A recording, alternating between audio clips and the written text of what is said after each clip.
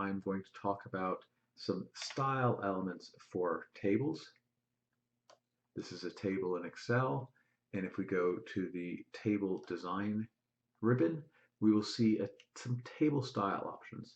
We've already looked at when creating tables, we have these table styles, so if I like a different format, I can choose a different format. But here we're looking at the table style options here at the top within our ribbon. So several things, some of which we are already using. For example, we have banded rows. If I don't want banded rows, I can turn them off. If I, for example, want banded columns, having every other column be highlighted, I could turn that on. I personally prefer banded rows. I can add a total row, which adds up all the data.